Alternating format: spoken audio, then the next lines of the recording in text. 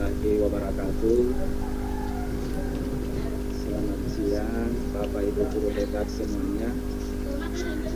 Alhamdulillah, puji syukur kehadirat Allah Tuhan Yang Maha Kuasa, karena pada kesempatan ini kita dipertemukan dalam kegiatan video konferensi yang bertemakan pengolahan bahan hasil perikanan yang akan dibawakan oleh presenter kita, yaitu Ibu Titis Catur Wigati SPD. Beliau adalah guru di SMP Negeri 37 Semarang, dan yang akan bertindak sebagai moderator pada siang ini yaitu Ibu Teguh Larasati Adriani, SSI, MSI, Guru MAN 1 Kudus. Pada kesempatan yang berbahagia ini, izinkan juga saya mengucapkan terima kasih yang sebesar-besarnya kepada Balai Bahasa Jawa Tengah yang telah bekerjasama dengan guru mengajar untuk Nusantara. Ada Bapak Instruktur Bapak Alfi Rudiwan MPD yang selama ini membimbing kita semua. Ada Bapak Sri Wahono SPD yang selalu memberikan ilmunya sehingga kita dapat melaksanakan tugas dalam kegiatan guru mengajar ini. Bapak Ibu guru hebat yang saya hormati, kegiatan ini akan dipandu oleh Ibu Teguh, Guru MAN 1 Kudus. Untuk mengefektifkan waktu, saya persilakan kepada moderator kita, Ibu Teguh, untuk memandu jalannya. Ya, terima kasih Bapak Angkri. Assalamualaikum warahmatullahi wabarakatuh. Terima kasih kepada Bapak Ibu guru hebat yang sudah meluangkan waktunya untuk menghadiri presentasi siang hari. Baik, saya akan mulai. Assalamualaikum warahmatullahi wabarakatuh. Pada siang ini kita akan mendengarkan paparan presentasi yang dilakukan oleh presenter, yaitu sebelumnya saya akan dulu biodata dari Catur. Nama, Titis Catur, tempat tanggal lahir Cilacap 14 November 1993. Ibu Tis S1-nya di Universitas Negeri Yogyakarta, jurusan Pendidikan Kimia, lulus pada bulan Mei 2016. Kemudian Ibu Titis menempuh PPG UNY, lulus pada bulan Desember 2018. Pengalaman mengajar dari Ibu Titis, pertama, Ibu Titis ini sebagai guru SM3T di Kabupaten Maluku Barat Daya dari tahun 2016 sampai dengan tahun 2017. Yang kedua, Bu Titis ini adalah guru prakarya di SMP Negeri 37 Semarang dari bulan Februari tahun 2019 sampai dengan sekarang. Selanjutnya kita akan mendengarkan penjelasan Bu Titis mengenai pengolahan hasil perikanan. Waktu berikutnya saya berikan kesempatan kepada Ibu Titis untuk menjelaskan. Monggo Bu Titis. Baik, terima kasih untuk Pak Tamrin dan juga Bu Teguh yang telah membuka acara pada sore hari ini.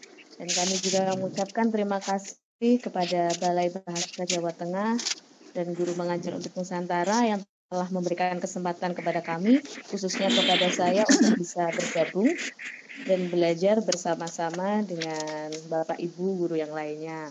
Kami juga mengucapkan terima kasih kepada Bapak Ibu yang pada kesempatan sore hari ini berkenan untuk hadir mengikuti presentasi mengenai pengolahan hasil perikanan pada mata pelajaran prakarya kelas 9. Dan pada sore hari ini, khususnya kita akan membahas hanya mengenai jenis dan karakteristik dari hasil perikanan tersebut.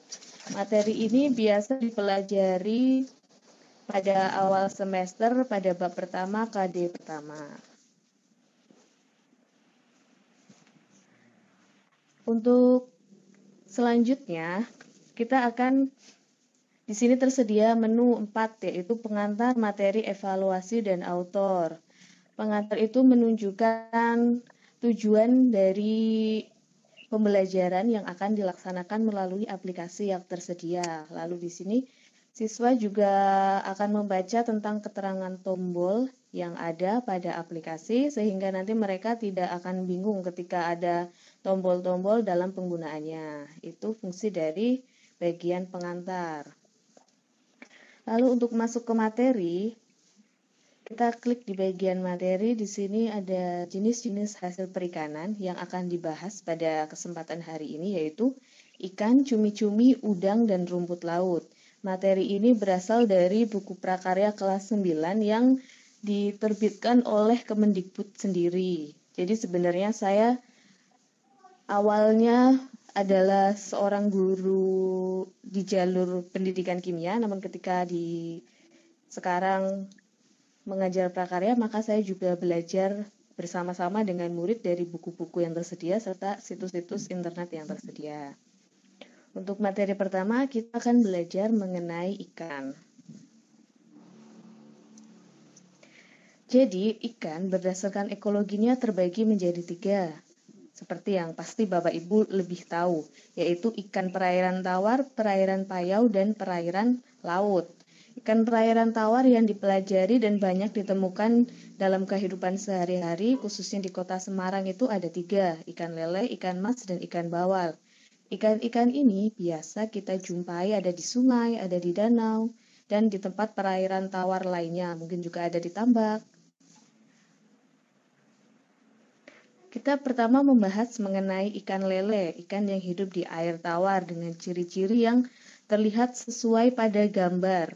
Jadi biasanya ketika di kelas kita pasti akan menampilkan sebuah gambar ikan, lalu nanti siswa diminta untuk menyebutkan ciri-cirinya, lalu nanti akan muncul ciri-ciri yang kita tuliskan, antara lain dengan tubuhnya berwarna abu-abu, kehitaman, kulitnya licin, dan tubuh agak pipih memanjang, serta yang paling identik dengan ikan lele yaitu memiliki kumis yang panjang. Olahan dari ikan lele ini sendiri bisa sebagai pecel lele, abon lele, keripik kulit lele, lele asap, dan yang lain sebagainya. Bisa digoreng, bisa dibakar, ataupun dipepes. Itu sesuai dengan selera masing-masing individu. Yang kedua adalah ikan mas. Tentu Bapak Ibu sudah tidak asing lagi dengan ikan ini, dengan ciri-ciri yang seperti ditunjukkan oleh gambar. Warnanya abu-abu mengkilap, ada yang seperti gambar sedikit keemasan, ada juga yang warnanya memang abu-abu mengkilap, namun dia berbentuk tubuh agak memanjang dan memipih tegak. Lalu mulut terletak di ujung tengah dan dapat disembulkan, jadi mulutnya ketika bernafas ataupun membuka itu seperti tersembul. Lalu memiliki 2 pasang sungut berukuran sangat pendek, namun di gambar ini seperti tidak terlihat, namun pada kenyataannya dia ada sungutnya. Lalu seluruh tubuhnya ditutupi dengan sisik. Contoh olahannya, di sini saya hanya mencontohkan pepes ikan ataupun pesmol ikan mas. Tapi ada bisa digoreng, dibakar, dan kreasinya sangat macam-macam, itu sesuai dengan selera, sesuai dengan asal daerahnya masing-masing juga. Selanjutnya adalah ikan bawal. Ikan bawal sudah sangat sering ya kita jumpai dalam kehidupan sehari-hari. Dia memiliki ciri-ciri khusus dengan warnanya yang kuning kemerahan. Jadi kalau tadi ikan lele ciri-ciri khususnya berkumis panjang, yang anak-anak pasti sudah tahu, ikan bawal ini ada warna kuning kemerahan, sedikit orange. Dengan contoh olahannya masih banyak lagi selain asam manis ataupun dibakar. Yang kedua, habitat atau ekologi yang kedua itu ikan perairan payau. Ikan perairan payau yang dibahas pada buku edaran dari Kemendikbud itu ada ikan bandeng dan ikan kakap. Apa sih perairan payau itu? Perairan payau merupakan pencampuran antara perairan tawar dan perairan laut. Contohnya seperti muara. Jadi dia antara air tawar dari sungai dan air asin dari laut bercampur dengan kadar sanitasinya di antara 5 sampai dengan 29 ppm kadar garamnya. Gambar dari ikan bandeng, apalagi ikan bandeng ini di Semarang merupakan ciri khas dari Semarang. Dengan contohan ikan bandeng ini, pasti anak-anak sudah sangat paham, familiar, dan tahu mengenai ikan bandeng. Ikan bandeng seperti tadi ditunjukkan pada gambar memiliki tubuh memanjang agak gepeng dengan warna kehijauan dan keperakan di bagian sisi. Jadi sebenarnya yang terlihat secara keseluruhan ikan bandeng ini berwarna keperakan, namun ada juga yang ada semburat hijaunya di bagian sisi di dekat perut biasanya. Nah, contoh olahan yang paling terkenal di daerah Semarang adalah bandeng presto. Presto itu berarti ikan bandeng dimasak dengan cara dikukus ataupun direbus dengan tekanan tinggi. Tekanan tinggi itu berfungsi untuk melunakkan durinya, makanya disebut sebagai bandeng presto. Selain bandeng presto, ikan bandeng juga ada yang dibuat otak-otak bandeng, digoreng, dan dipepes, ataupun yang lainnya. Selanjutnya adalah ikan kakap. Nah, yang sering kita lihat di televisi ataupun Bapak Ibu jumpai di pasar, di swalayan, ataupun di rumah makan itu kebanyakan ikan kakap yang berwarna merah. Namun ternyata ikan kakap itu ada yang berwarna putih dan ada yang berwarna merah. Dan sebenarnya kita juga ketahui bahwa ikan kakap banyak hidup di lautan.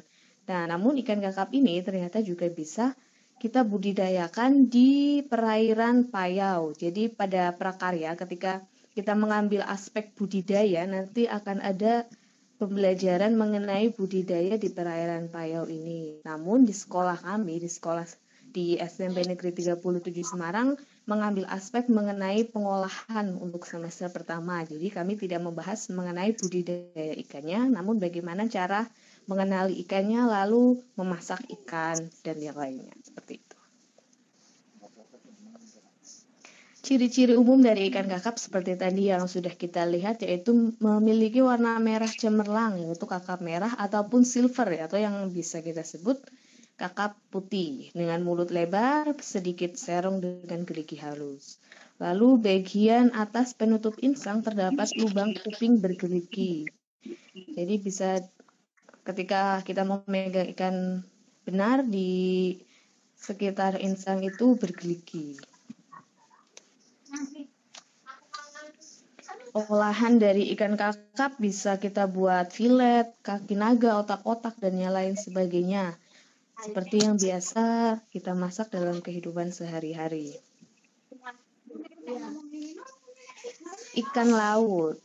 Perairan laut itu yang kita tahu adalah perairan dengan kadar garam yang tinggi, dengan salinitas di atas 30 ppm.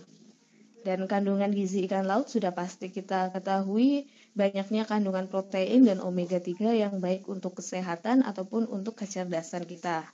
Jenis ikan laut yang akan dipelajari yaitu ikan tuna, ikan tenggiri, dan ikan kembung berdasarkan dari buku Kemendikbud. Namun kita juga bisa menambahkan ikan-ikan yang lain sesuai dengan potensi daerah masing-masing. Jadi untuk mata pelajaran prakarya itu tidak terpaku terhadap buku, namun bagaimana kondisi di daerahnya itulah yang akan kita berikan kepada siswa.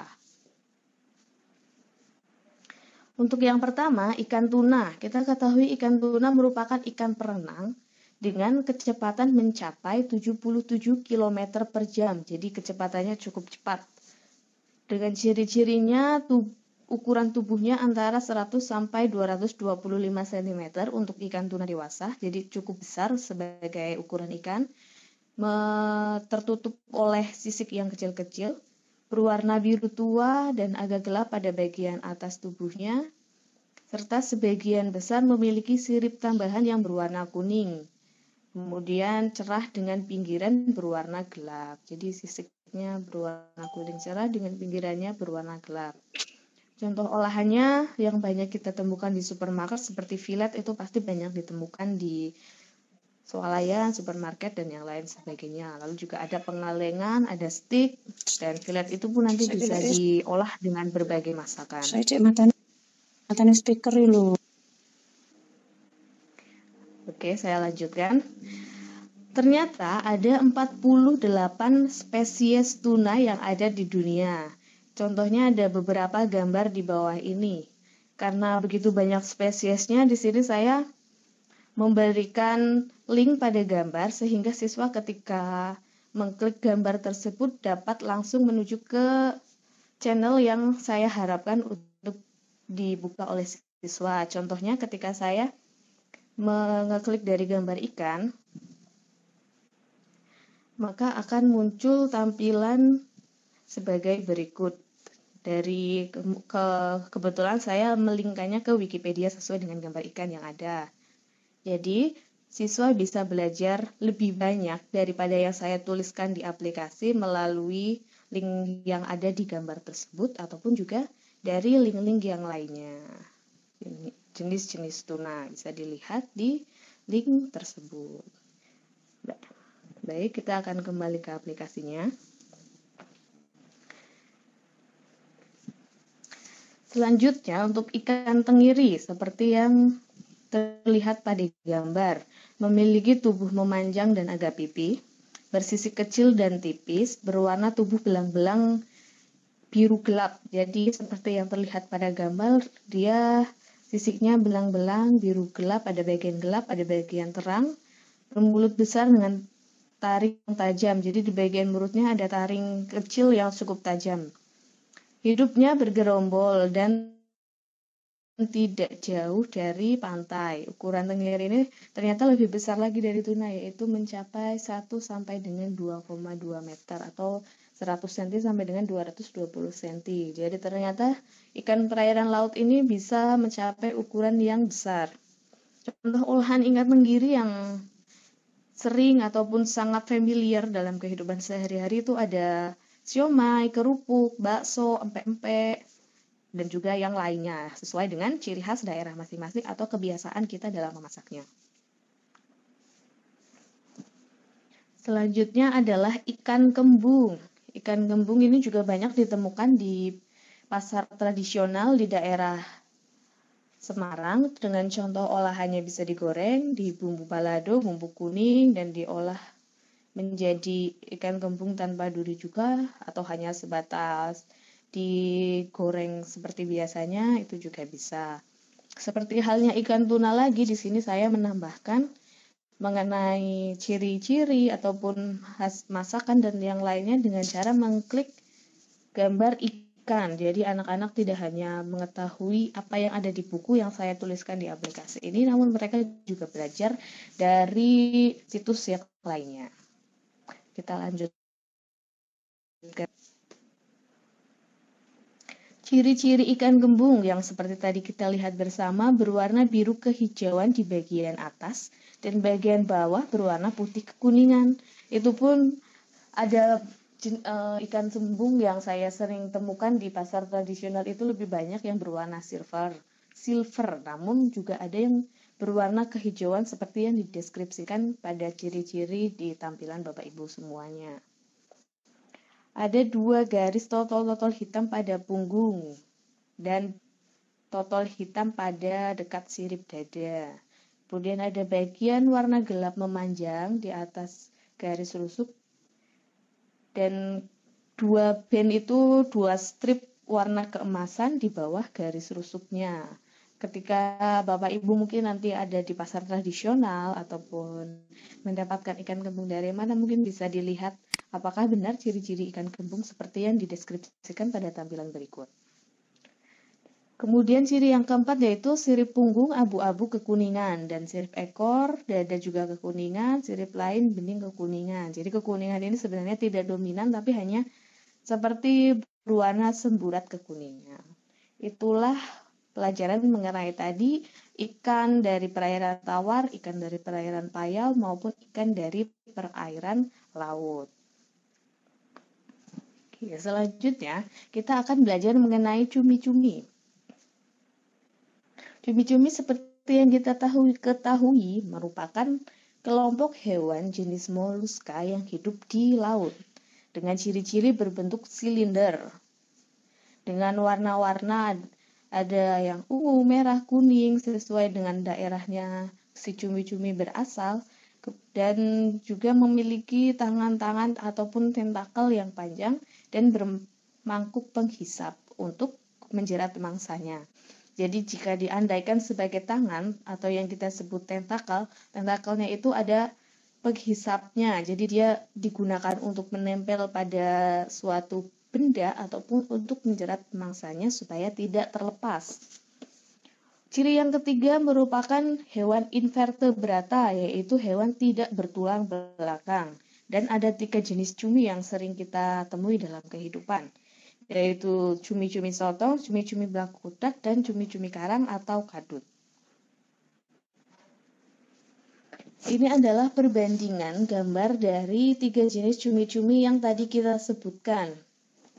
Kalau yang saya sering temui dalam kehidupan sehari-hari yaitu cumi-cumi sotong dan cumi-cumi blakutak. Dalam pasar tradisional ataupun dalam swalayan kita sering menemui cumi-cumi tersebut. Jadi pasti sudah tidak asing lagi bagi Bapak Ibu semuanya. Ciri-ciri cumi sotong dan cumi karang ataupun cumi kadut terlihat pada gambar yang ada di tampilan Bapak Ibu semuanya. Dengan cumi-cumi sotong berukuran tubuh besar dan panjang dengan diameter lebih dari 5 cm. Jadi tubuhnya itu memanjang dan memiliki bentuk agak panjang mengerucut pada bagian ujungnya. Tadi kita sudah lihat gambarnya bersama. Hidup pada kedalaman air laut di atas 10 meter. Jadi kedalamannya 10 meter di bawah permukaan air laut. Biasanya beliau hidupnya si cumi-cumi sotong. Lalu cumi-cumi karang atau kadut bentuknya hampir sama dengan cumi-cumi biasa, itu maksudnya tadi yang di atas cumi-cumi sotong, namun berwarna lebih gelap. Serta terdapat sebuah batok atau cangkang dalam punggung badannya yang disebut totok. Jadi ketika kita membelah cumi-cumi, biasanya cumi-cumi totok ini memiliki sebuah cangkang di dalam tubuhnya. Biasanya kalau dalam cumi-cumi blakutak itu berwarna transparan, seperti mirip tulang lunak. Tapi kalau dalam cumi-cumi karang, cumi-cumi kadut ini dia berupa cangkang, jadi lebih keras dan berwarna putih biasanya. Kemudian hidup di tepi pantai berkarang atau banyak tumbuhan lamun. Itulah cumi-cumi karang. Kenapa disebut cumi-cumi karang? Karena tadi banyak hidup di bagian pantai atau laut yang berkarang. Yang ketiga adalah cumi-cumi blakutak. Ciri-cirinya memiliki postur tubuh lebih pendek dan melebar. Jadi dia pendek serta lebar, beda tadi dengan cumi-cumi sotong ataupun cumi-cumi karang yang tubuhnya cenderung memanjang. Lalu memiliki tulang punggung yang keras. Jadi tulang punggung ini biasanya seakan tulang punggung ya. Jadi kita ketika belah itu seakan-akan ada tulang lunaknya yang biasanya berwarna transparan. Olahan cumi-cumi ini bisa bermacam-macam ya sesuai dengan kebiasaan kita masing-masing atau daerah masing-masing. Bisa dipanggang, digoreng tepung, disaus lada hitam, dan yang lainnya. Juga bisa digunakan sebagai cumi-cumi awetan dengan makanan setengah jadi, yaitu cumi-cumi asin dan cumi dengan kerupuk cumi-cumi. Cumi-cumi asin itu dibuat seperti ketika kita membuat ikan asin.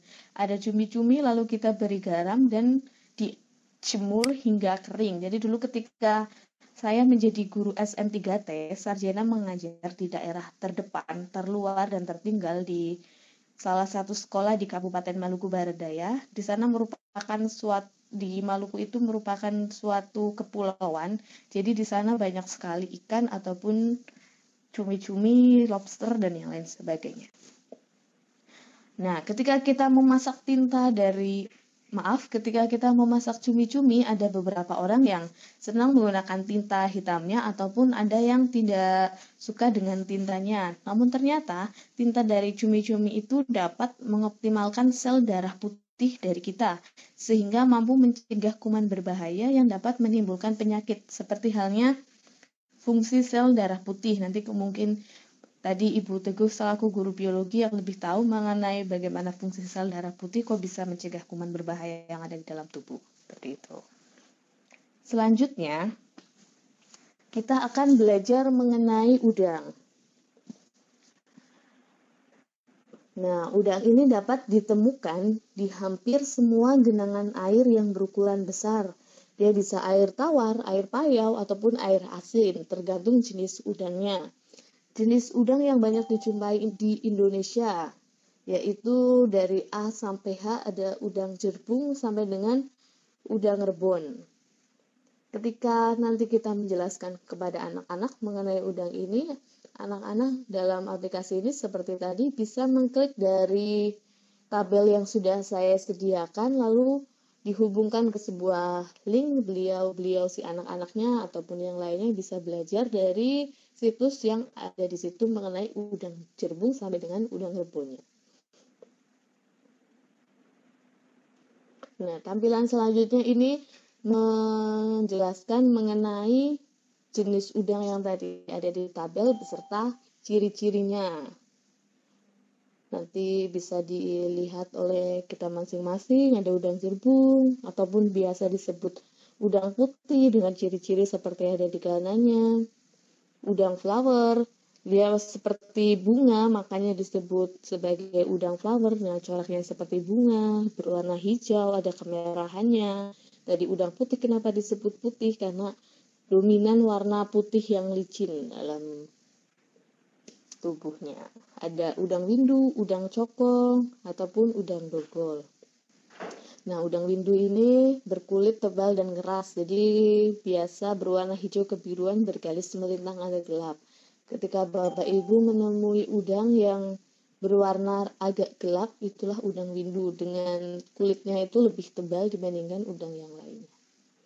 Udang cokong itu adalah udang air tawar, dengan warna seperti yang sudah tertera pada tabel. Ada juga udang dogol, atau yang bisa diciri-cirikan dengan berwarna merah muda, agak kuningan, atau kuning kehijauan. Untuk selanjutnya ada udang kucing atau cat perawan tadi, ada udang baron, dan ada udang rebon. Jadi udang rebon ini adalah udang yang berukuran kecil-kecil dan sangat umum kita jumpai dalam kehidupan sehari-hari, berwarna kemerah-merahan. Biasa kita gunakan untuk membuat terasi, baik di daerah yang penghasil terasi, ataupun bisa juga digunakan untuk membuat peyek, atau membuat gorengan, atau juga untuk campuran masakan, dan yang lainnya. Pada udang ini bisa kita olah dengan teknik direbus, digoreng, dipanggang, bakar, masak saus padang, dan saus lada hitam, tergantung dari jenis udangnya. Jadi misalnya tadi ada udang yang berukuran besar, seperti misalnya udang windu. Oh, dia berarti bisa direbus, bisa digoreng, bisa dipanggang, bisa dibakar. Tapi kalau udang rebon, udang yang berukuran sangat kecil-kecil, apakah udang rebon itu cocok untuk dibakar? Nah, itu nanti siswa diminta untuk menganalisisnya sesuai dengan perintah yang tertera.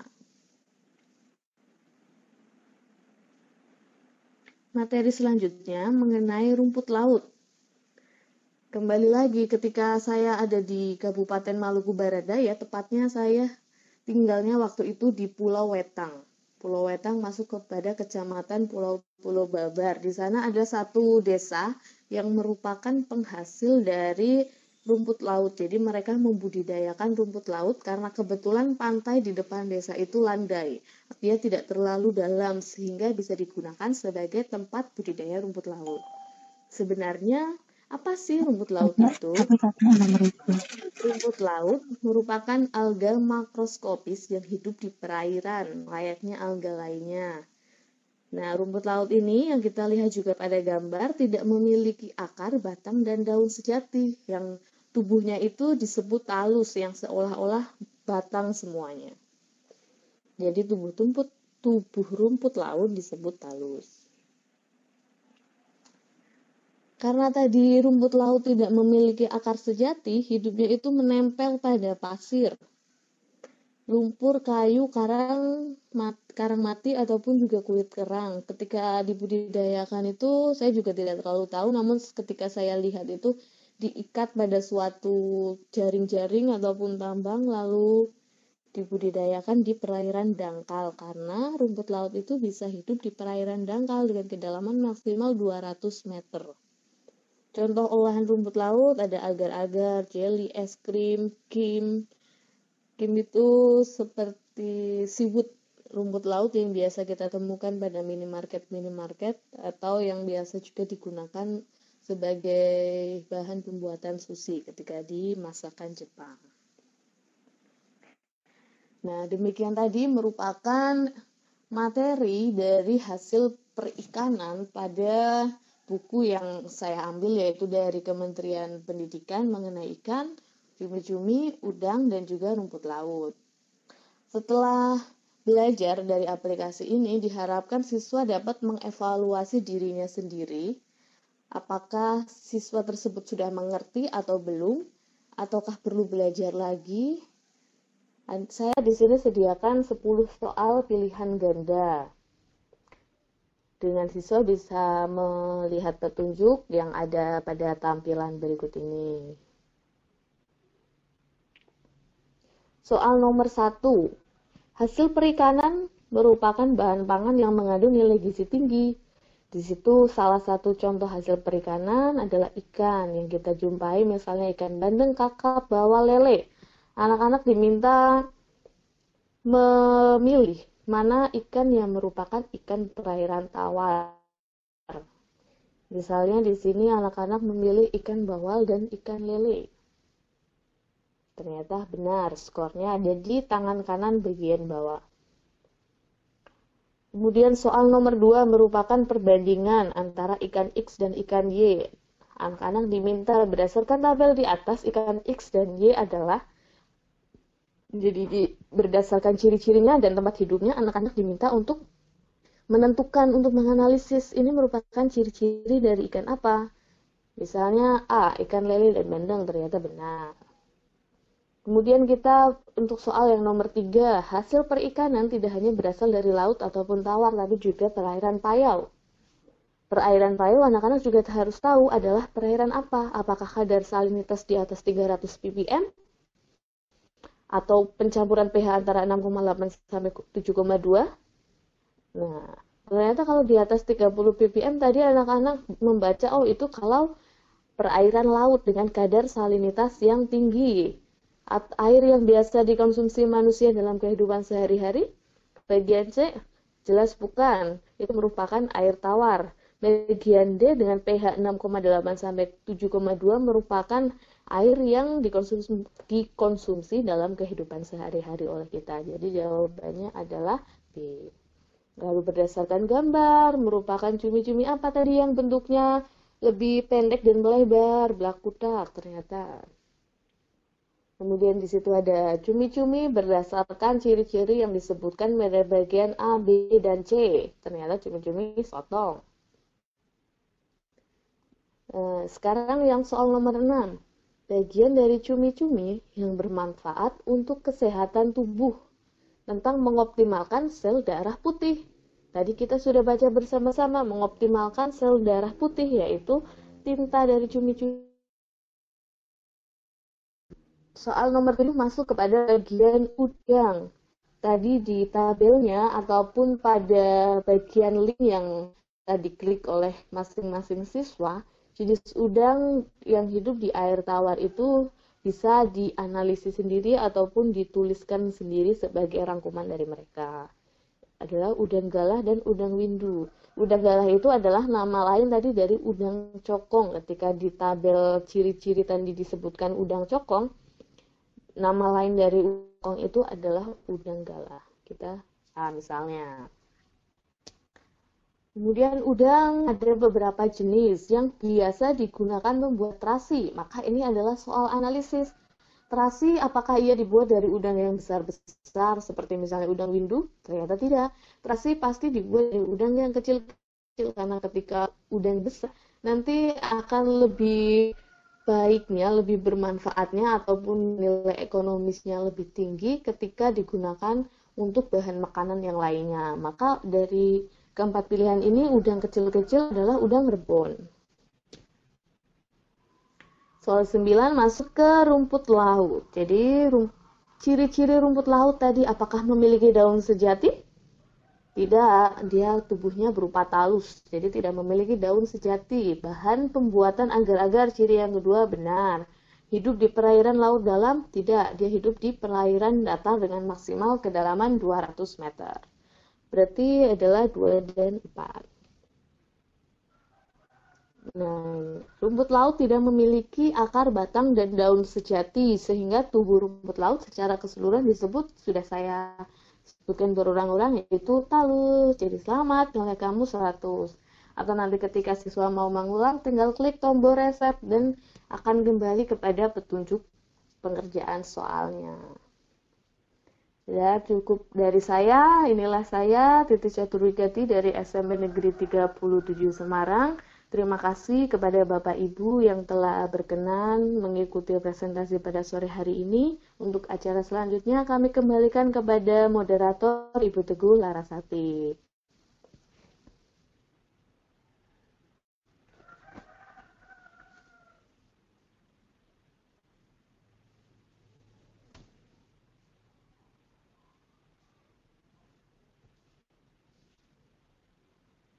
Halo Ibu Teguh Larasati.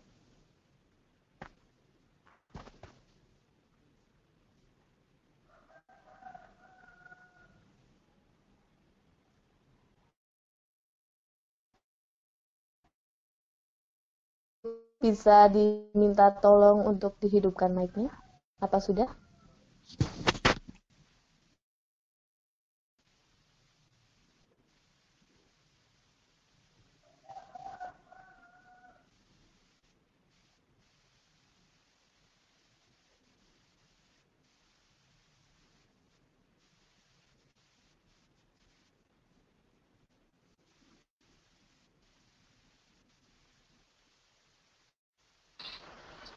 Ya, mungkin jadi minta tolong Bapak bisa ambil alih untuk sementara. Oh ya, itu sudah ada. Halo. Oh iya, maaf ya. Tadi ternyata suara saya ini tidak terdengar. Terima kasih Bu Titis tentang presentasi pengolahan hasil perikanannya. Kita mendengarkan presentasi Bu Titis itu jadi tahu macam-macam ikan dari air tawar, dan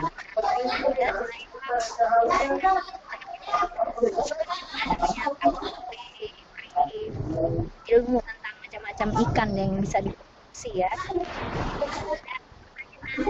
Dari Rumah Muda ini ceritanya pergi ke pasar membeli cumi-cumi, bentuknya itu bulat. Nah, di ceritanya Rumah Muda sampai di rumah ini ketika dibandingkan dengan cumi-cumi panjang, cumi-cumi bulat ini cenderung nggak ada tintanya atau tintanya ada tuh sedikit. Menurut Bu Titis, mengapa cumi-cumi bulat tersebut tintanya sedikit atau nggak ada tintanya? Enggak Bu Titis. Oke, baik. Maaf tadi suaranya rada hilang, jadi saya sambil baca chat saja.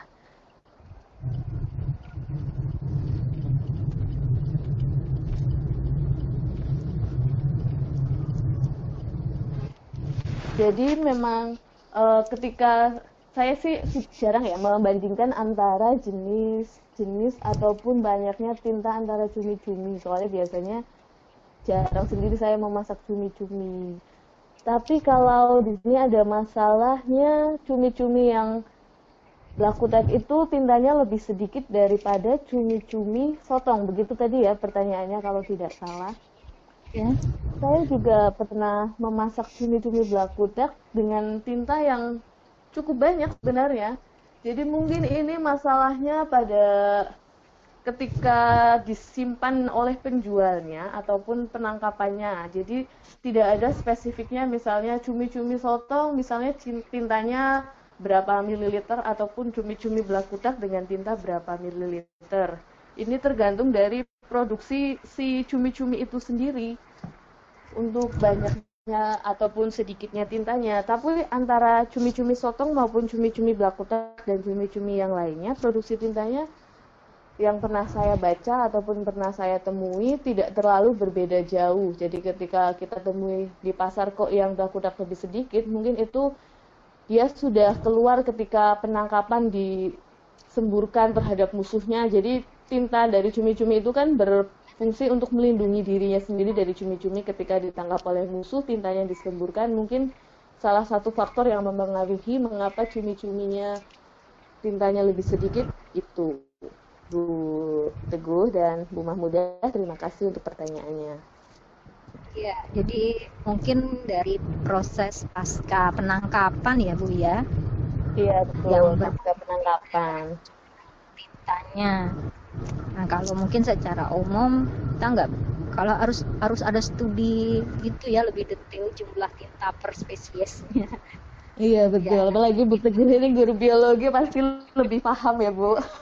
Ya, kalau misalnya itu sih kayaknya sih genetis gitu ya, jadi ya samalah kayak orang nih, ada orang yang mancung, ada orang yang ya setengah mancung, ya genetis. Ada mungkin ada cumi-cumi yang produksi sama-sama, misalnya sama-sama cumi-cumi panjang tapi satunya produksi sedikit, satunya produksi tinta sedikit, yang satunya enggak, mungkin ya secara genetis ada pengaruhnya dari gen-gennya ya, gitu. Betul. Dari gennya. Oke, terima kasih Bu Teguh sudah membantu juga. Ya, ada pertanyaan lagi atau saya lihat di kolom chat nggak ada pertanyaan nih. Tapi saya pengen juga bertanya kepada Bu Titis nih tentang ikan tadi, ikan mas ya. Ikan mas nih ya, ikan air tawar. Bedanya dengan ikan nila apa ya Bu? Ikan mas dengan ikan nila beda secara apa nih penampakan fisiknya? Kalau penampakan fisiknya bentuknya mirip ya, nanti misalnya kita beli gitu ya, nggak tahu nila apa mak tuh, kalau lihat dari bentuknya tuh bedanya apa? Oke, terima kasih Bu Teguh. Memang dari bentuknya itu mirip ya antara ikan mas dengan ikan nila. Saya kalau melihat ikan mas juga dalam keadaan tergoreng biasanya membeli ikan nila. Namun ketika kita perhatikan lagi dari ciri-cirinya, di gambar ini mungkin tidak terlalu terlihat ya, nanti bisa saya di kalau ikan mas itu memiliki mulut berukuran pendek di bagian atas mulutnya. Lalu dari warnanya, si ikan mas ini lebih mengkilap. Kalau ikan nila itu tidak terlalu mengkilap sepertinya dibandingkan dengan ikan mas. Dari ciri-ciri fisiknya yang saya benar-benar bisa bedakan itu antara mengkilap dan tidaknya. Kemudian warnanya. Kalau rasanya pasti tergantung masaknya sih. Ini selera ya kalau ikan itu. Iya. Iya itu Bu. Yang saya tahu itu. Oke, terima kasih Bu Titis jawabannya. Atau mungkin ada Pak pertanyaan dari Pak Tamrin mengenai ikan nih Pak. Jadinya lapar.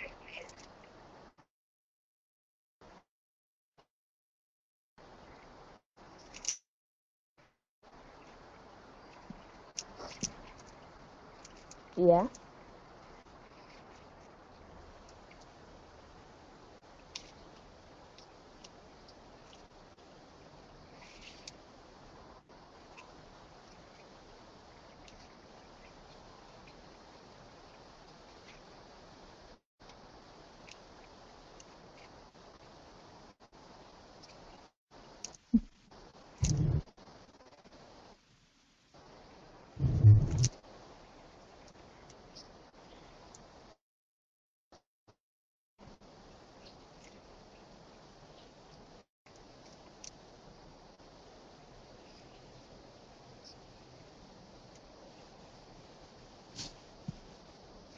Oke, terima kasih. Iya, terima kasih Pak Tamrin untuk pertanyaannya. Kalau kita mendengar kata biskuit itu kan identik dengan manis, dengan sedikit gurih. Tapi kalau ikan, kalau yang saya ketahui sampai sekarang belum ada sih ikan dibuat oleh biskuit. Namun ketika kita berikan kepada anak-anak itu kan sudah banyak varian ya dari ikan. Misalnya ada minyak ikan yang kaya akan omega 3, omega 6 dan yang lainnya. Kemudian juga ada misalnya bubur instan yang di situ ada kandungan ikannya, proteinnya. Apalagi kita juga harus tahu nih untuk anak-anak kecil apakah anak tersebut alergi dengan protein yang ada di ikan. Itu juga kita harus hati-hati karena ada beberapa orang yang terutama terhadap protein dari hasil laut tersebut, misalnya dari udangnya ataupun dari kepiting ikan gitu. Tapi untuk yang produksi aman ikan untuk anak-anak bisa ada minyak ikan. Dulu saya berikan minyak ikan. Ya besok ketika dewasa jadi cerdas gitu.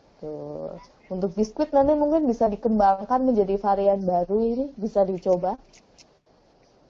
Terima kasih Pak Tamrin.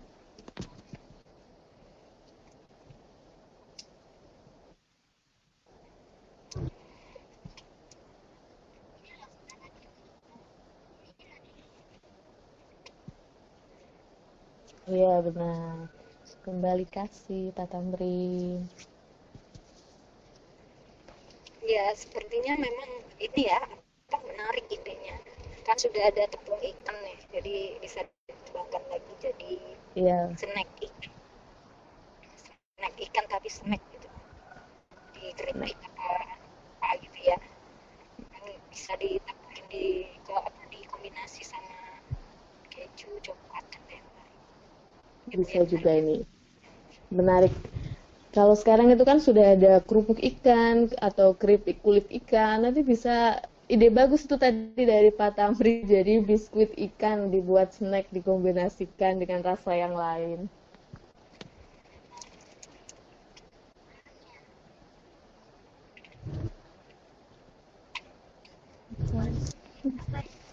Iya. Saya lihat di kolom chat tidak ada pertanyaan. Waktunya bagaimana ya? Sudah cukup. Halo? Teguh. Oh iya. Ini sudah 40 menit. Sudah tidak ada pertanyaan.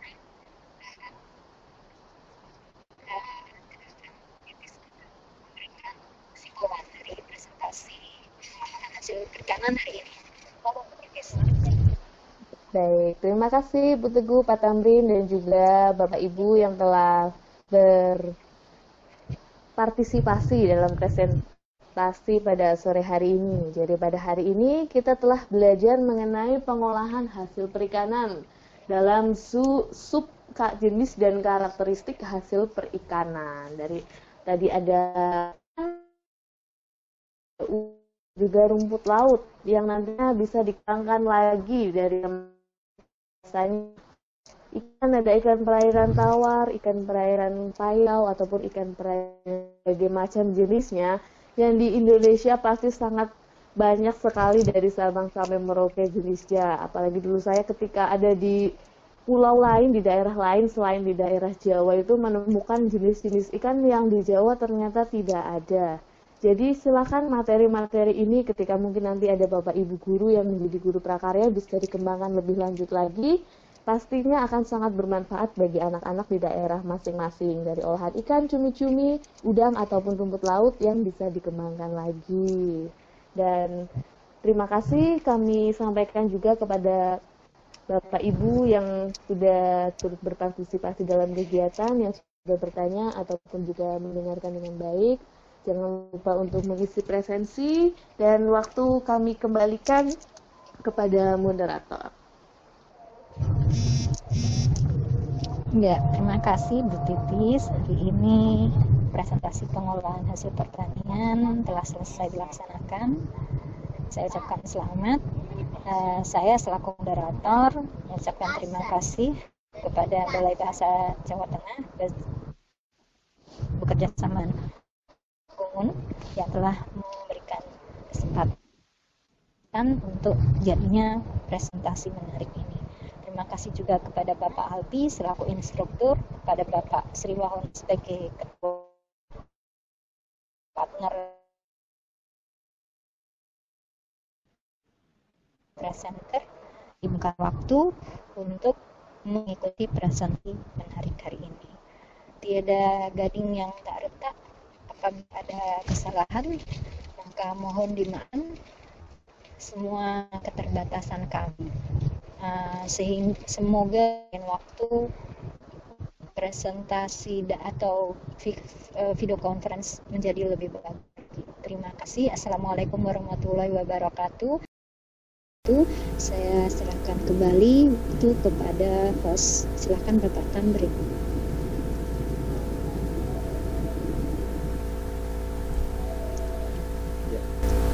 Terima kasih Bu Teguh telah memandu acara dari presentasi Bu Titis satu Widiati SPD. Luar biasa. Ibu yang hadir juga pada hari ini kami mengucapkan terima kasih telah bergabung bersama dengan presentasi pada sore ini. Kami pada kesempatan ini juga memohon maaf apabila terdapat untuk kata atau sikap yang tidak berkenan di hati Bapak Ibu semua. Artinya saya juga tutup kegiatan ini dengan sebuah pantun. Kalau ada sumur di ladang boleh kita mandi, kalau ada umur yang panjang bolehlah kita berjumpa lagi. Terima kasih. Alhamdulillah, Assalamualaikum warahmatullahi wabarakatuh.